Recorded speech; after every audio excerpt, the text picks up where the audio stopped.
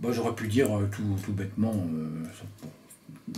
traduite, hein, ça aurait été aussi simple. Mais comme je suis quand même quelquefois un petit peu loin du texte, et comme je l'utilise parfois, le texte de Martial, j'utilise parfois tel ou tel épigramme pour évoquer des situations plus contemporaines ou carrément contemporaines, avec des noms propres qui sont de notre contemporanéité, voilà.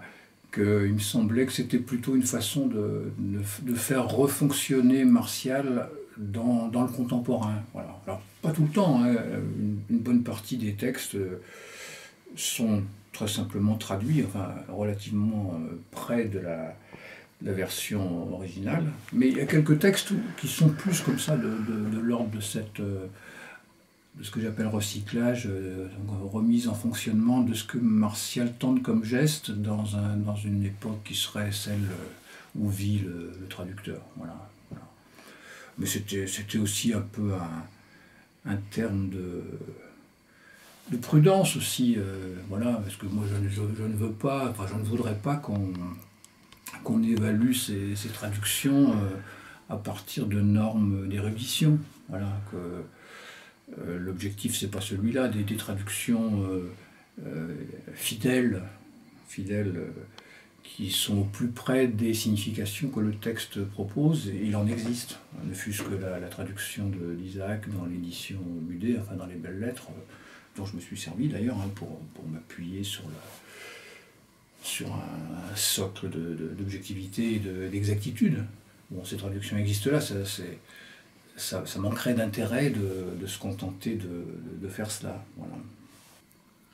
Ah, je suis parti effectivement toujours du texte latin. Hein. Quand je dis que je me suis appuyé sur d'autres traductions, celle d'Isaac, dont je parlais à l'instant, mais bien d'autres, parce qu'il y en a des quantités, y compris une traduction plus moderne, plus récente, comme celle de Dominique Noguez, qui avait traduit une centaine de ces épigrammes là, pour Orphée, pour la différence, il y a quelques années.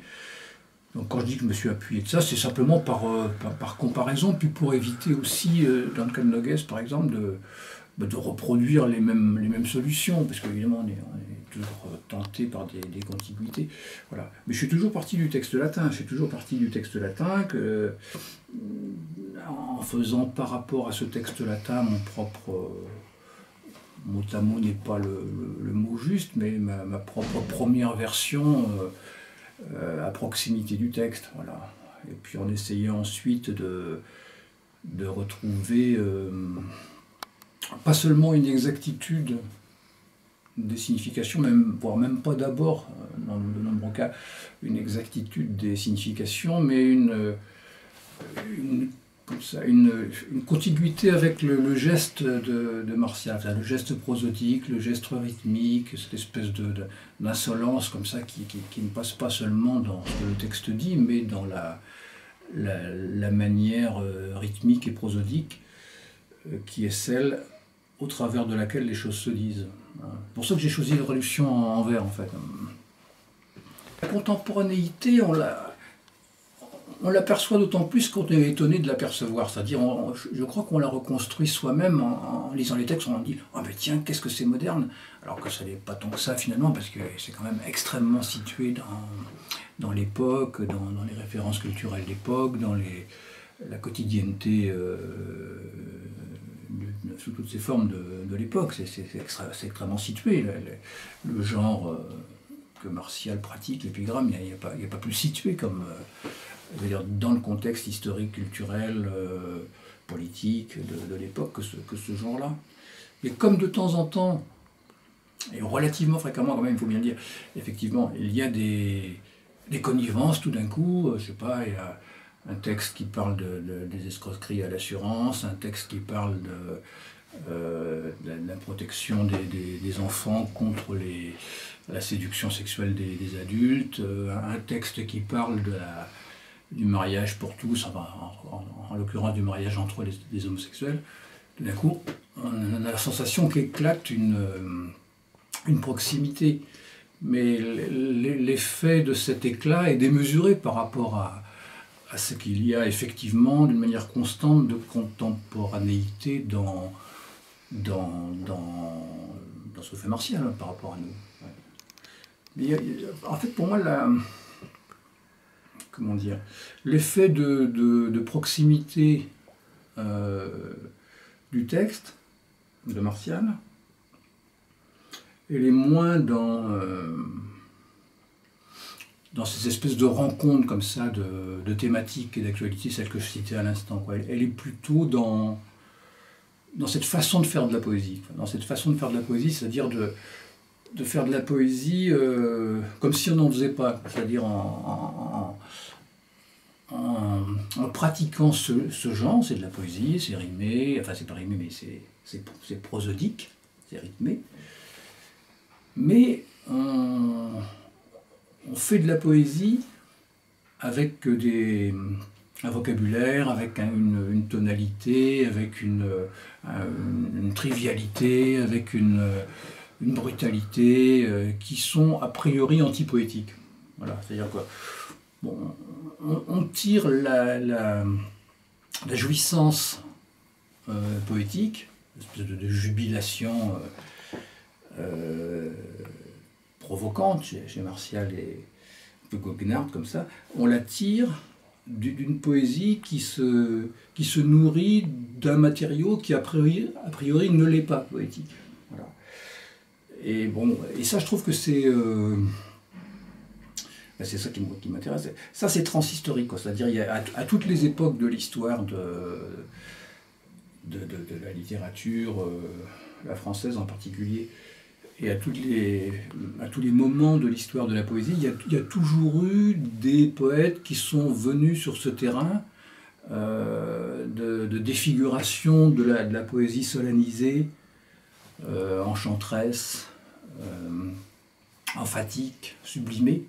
Non pas que ce soit pas bien, cette poésie-là, bien sûr que non, mais qui sont venus là pour ressaisir la poésie plutôt à partir du trivial, de l'obscène, du délibérément plat, du quotidien, du mal foutu aussi. Martial, il a aussi l'intérêt d'accepter le mal fait.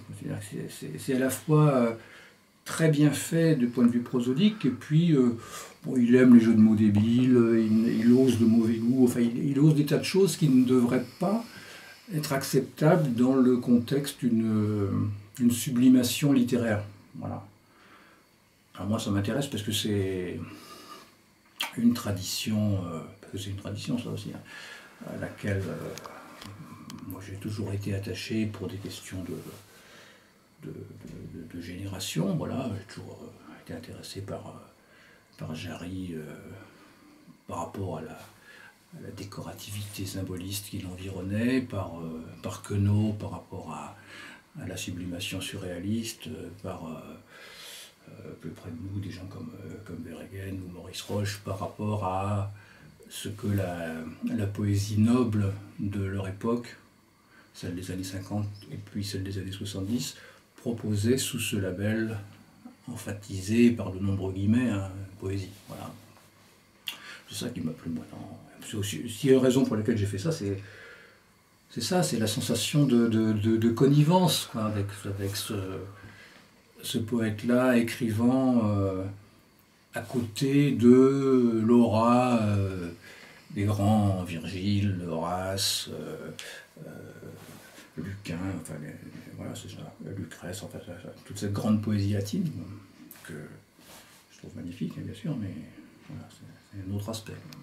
Mais Martial, il est très très obscène. C'est une des questions d'ailleurs de ça. Enfin, il est très obscène, c'est-à-dire il appelle les choses par leur nom, comme on dit. Constamment, il vient sur le terrain de la question sexuelle, des rapports prostitutionnels, de l'érotisme,